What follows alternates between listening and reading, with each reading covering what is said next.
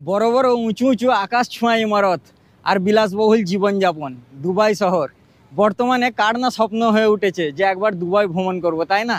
আর কেমন হয় যদি এই দুবাই ভ্রমণটা একদম ফ্রিতে হয়ে যায়? আরে শুনে অবাক হচ্ছেন? আমি একদম ঠিকই বলছি। এবার হয়তো আপনি বলবেন যে কি মশাই, কি উল্টোপাল্টা বকছেন, দুবাইয়ের মতো শহর আবার ফ্রিতে ভ্রমণ, এটা কি কোনোদিন সম্ভব হয় নাকি? আমি বলবো একদমই সম্ভব। আজকের ভিডিওতে আমি জানাবো আপনাদের যে চালাক লোকেরা কিভাবে ফ্রিতে দুবাই ভ্রমণ করে। হ্যাঁ, ঠিকই শুনছেন, চালাক লোকেরা ফ্রিতে দুবাই ভ্রমণ করে। এটা কি আপনি জানেন? ভিডিওটা একদমই সিক্রেট হবে, আর বিরাট গোপন তথ্য আজকে এই ভিডিওটার মাধ্যমে আমি ফাঁস করব। একদম গোপন তথ্য ফাঁস হবে যাকে বলে। তো ভিডিওটা খুবই ইন্টারেস্টিং হবে আর ইনফরমেটিভ হবে। তো ভিডিওটা আমি বলবো কাটাকুটি না করে ভিডিওটা দেখতে থাকুন, আশা করছি ভালো লাগবে। তো চলুন ভিডিওটা শুরু করা যাক। শুরু করার আগে সকলকেই জানাই সালাম, নমস্কার। চলে এলাম আবার নতুন একটা ব্লগ, নতুন একটা ভিডিও নিয়ে। আমি ফিরোজ আর আপনারা দেখছেন বেটার বাঙালি। তো আজকের ভিডিওটা আমি শুরু করব আর বলবো যে চালাক লোকেরা কিভাবে দুবাই ভ্রমণ করে, তাও আবার ফ্রিতে। এবার আপনি হয়তো ভাববেন যে চালাক লোকেরা আবার কিভাবে দুবাই ফ্রিতে ভ্রমণ করে। হ্যাঁ, এটাও সম্ভব হয়। তো বেশ কিছু টিপস আছে যেগুলো আপনি ফলো করলেই ফ্রিতে দুবাই ভ্রমণ করতে পারবেন। আর আপনার ভ্রমণটা অ্যাটলিস্ট পুরোটা ফ্রি না হলেও হয়তো আপনার যদি 50,000 টাকা খরচা হয়, আপনি মোটামুটি 30-40 হাজার টাকা তুলে নিতে পারবেন। হয়তো 10,000 টাকা আপনার খরচালো বা 5,000 টাকা খরচালো, সেটা আপনার বুদ্ধির ওপর ডিপেন্ড করছে আর আপনার ট্যাঁকে একটু কতটা জোর আছে।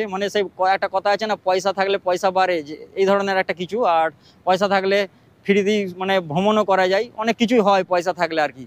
তো আপনাকে পয়সার যদি নাও থাকে, আপনি অ্যারেঞ্জও করতে পারেন। যারা চালাক লোক তারা আর কি পয়সা না থাকতে পারে, কিন্তু ঠিক জুগাড় লাগিয়ে ফেলে একটা পয়সার, তারপর আবার সেই পয়সাটাকে কাজে লাগিয়ে আবার সেই জায়গায় দিয়ে দিতে পারে। এগুলো আপনাদের নিজস্ব বুদ্ধি, কিছুটা বুদ্ধি আপনাদেরকেও লাগাতে হবে আর কিছুটা আমি বলে দেবো। সেটা কথায় আছে না যে চালাক লোকেদের জন্য ইশারাই কাফি আর কি, এই ধরনের একটা কথা আছে যে চালাক লোকেদের জন্য ইশারাই যথেষ্ট। তো আমি ইশারাটা আমি দিচ্ছি, আপনারা বাকিটা এবার বুঝে নেবেন।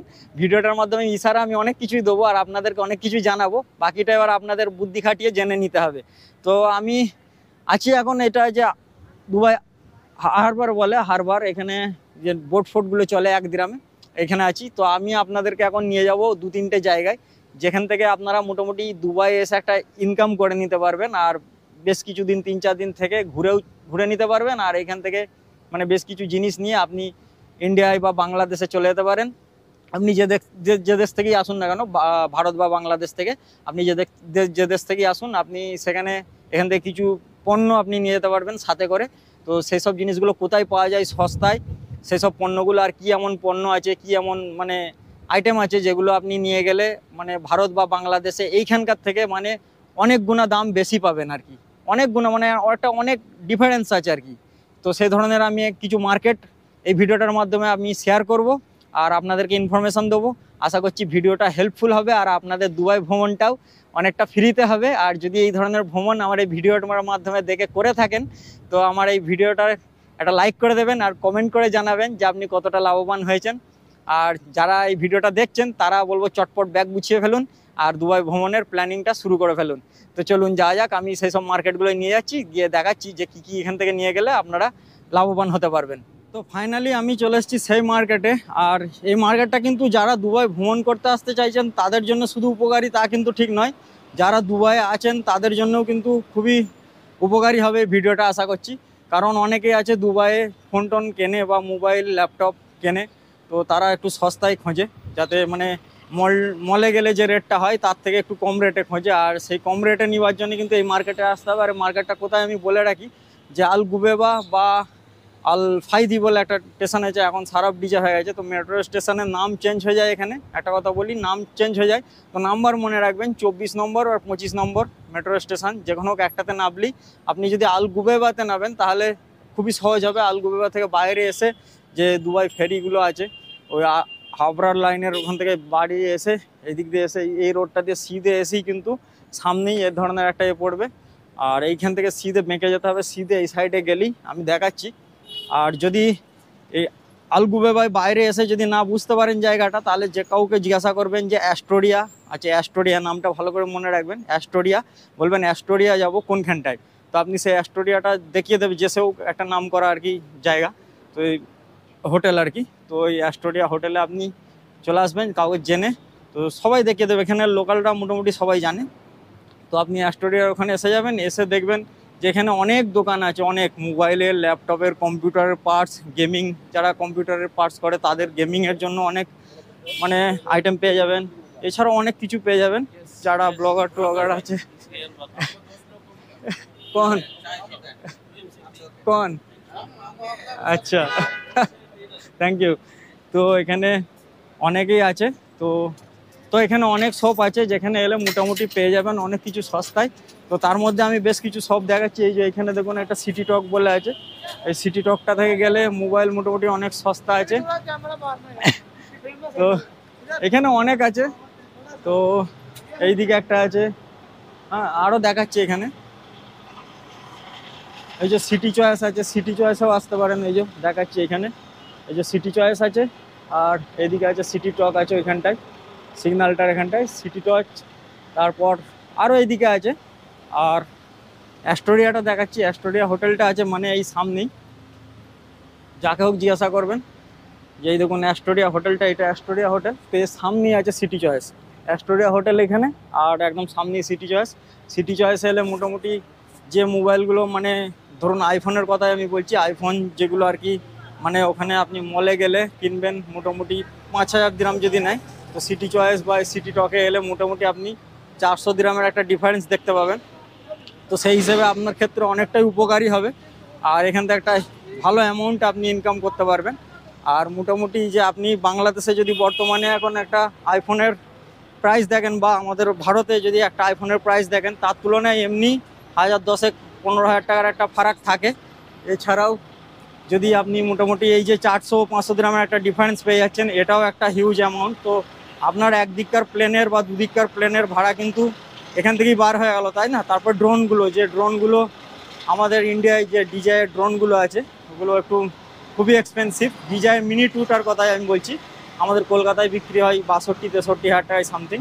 এখানে এলে মোটামুটি আপনি 35 থেকে 40 হাজারে পেয়ে যাবেন। 40 হাজারের ভিতরে তো পেয়েই যাবেন আপনি। হ্যাঁ, তো 40 হাজারে যদি আপনি পেয়ে যান, তা ওখানে গিয়ে যদি বিক্রি করে দেন কাউকে, তো আপনি চিন্তা করুন একটা কতটা ফারাক, একটা ডিফারেন্স। 20,000 টাকা দুদিককার প্লেনের ভাড়া হয়ে গেল আপনার, তো আপনার ভ্রমণটা কিছুটা তো ফ্রি হয়ে গেল, তাই না? দুবাই ভ্রমণটা তো কিছুটা ফ্রি হয়ে গেল। এই ধরনের আরও কিছু আইডিয়া আছে, আরও কিছু মার্কেট আছে, যেগুলো আরও কিছু আইটেম আছে যেগুলো আপনি নিয়ে গেলে ইনকাম করতে পারবেন। সে ধরনের মার্কেটেও আমি নিয়ে যাচ্ছি, সেগুলোও দেখাচ্ছি। তো আপনি মোটামুটি নিতে পারেন এখান থেকে আইফোন বা ড্রোন বা ক্যামেরা, হ্যাঁ, যে ব্লগারদের যেসব ক্যামেরা আছে। আর এগুলো বিক্রি করা খুবই সহজ, খুবই সহজ। মানে আপনি যদি ওএলএক্সেও বা প্রথমে তো চেষ্টা করবেন বন্ধু বান্ধব সার্কেলের মধ্যে যদি কেউ বলে যে আমি একটা আইফোন কিনবো, তো তাকে বলুন, এগুলো আপনাকে বুদ্ধি খাটাতে হবে একটু, যে তাকে বলুন যে আমি আইনা দেবো আইফোন, তো কি দিবি, এই দিবি, এইরকম একটা ব্যাপার, যা হোক একটা সেটেলমেন্ট করুন আর একটু বুদ্ধি খাটান, তাহলেই কিন্তু ইনকাম করতে পারবেন আর ফ্রিতে ভ্রমণ করতে পারবেন। বাকি টিপস আমি আরও দিচ্ছি। তো ওইদিকে আরও আমি নিয়ে যাচ্ছি, আরও মার্কেট কী কী আছে। আর যারা দুবাই আছেন, যারা ফোন কিনতে চাইছেন, তারাও এখানে চলে আসবেন। সিটি টক আছে, সিটি চয়েস আছে, এখানে আরও মানে অনেক এরিয়া আছে, অনেক এরিয়া। এখানে এলে কিন্তু মোটামুটি যে একদম মানে কম খরচে, মানে এর আর কম খরচ মানে সস্তা মানে এরকম নেই যে আপনি মোটামুটি এখান থেকে ওয়ারেন্টি বা গ্যারান্টিগুলো পাবেন না। একদম কোম্পানি ওয়ারেন্টি পাবেন, আপনাকে পাকা বিল দেবে এরা। আর একদম পুরো মানে এখানকার যে গভর্নমেন্টের টিআর এর একটা স্ট্যাম্প থাকে, সে বক্সে স্ট্যাম্পও থাকবে। একদম আপনি চোখ বন্ধ করে ভরসা করে কিনে নেবেন। এদের কমে দেওয়ার এই কারণ, এটা হয়তো এদের এখানে মেনটেন্যান্স খরচাটা কম, মলে গেলে একটু মেনটেন্যান্স খরচা সেই হিসেবে কম, বাকি কিছু নেই। আর এরা হোলসেলে বিক্রি করে সেই হিসেবে। তো আরও নিয়ে যাচ্ছি, আর কি কি আছে দেখাবার, তো সেখানে আমি নিয়ে যাচ্ছি। ভিডিওটা দেখতে থাকুন, আশা করছি উপকারী হবে। তো দ্বিতীয় আমাদের যেটা উদ্দেশ্য, যে দুবাই কিভাবে ফ্রিতে ভ্রমণ করা যায়, সেটাই একটা মানে আমাদের দ্বিতীয় উদ্দেশ্য, যে আপনাকে ফোকাস রাখতে হবে স্বর্ণের দিকে। মানে দুবাই থেকে আমাদের ইন্ডিয়া বা বাংলাদেশ থেকে কিন্তু স্বর্ণের দামে একটা অনেকটা ডিফারেন্স আছে। তো আপনি যদি দুবাই থেকে কিছুটা পরিমাণে হোক স্বর্ণ এখান থেকে নিয়ে যেতে পারেন, বা ইন্ডিয়া বা বাংলাদেশে নিয়ে যেতে পারেন, দিয়ে সেখানে গিয়ে বিক্রি করেন। আজকের তারিখেই যদি আপনি নেটে চেক করেন, ইন্টারনেটে, তাহলেই আপনি বুঝতে পারবেন যে আজকের তারিখে দুবাইয়ে বা বাংলাদেশে বা ইন্ডিয়ায় স্বর্ণের দামে কতটা পরিবর্তন, মানে কতটা পার্থক্য, সেটা আপনি কিন্তু পেয়ে যাবেন। তো সেই হিসাবে যদি কিছুটা সোনা আপনি নিয়ে যেতে পারেন সঙ্গে করে, তাহলেও আপনার একটা মানে ইনকাম এসে যাবে। আর সেই ইনকামটা থেকে আশা করছি দুবাইয়ের মানে ফোন নিয়ে গেলে যেরকম আপনার প্লেনের খরচাটা বার হয়ে গেল, সেরকম যদি এখান থেকে স্বর্ণ নিয়ে যেতে পারেন, তাহলে বেশ কিছুটা কিন্তু বার হয়ে যায়। তো সেই হিসেবে আমি এখন গোলসুকে এসে গেছি, আর গোলসুকে যাব, গিয়ে ভিতরে দেখাবো যে কোথা থেকে আপনারা স্বর্ণ কিনতে পারবেন। আর এখানে কিন্তু বিনা মেকিং চার্জ, কোনো মেকিং চার্জ নেবেন, এরকম অনেক স্বর্ণের শোরুম আছে যেখানে কোনো মেকিং চার্জ নেওয়া হয় না।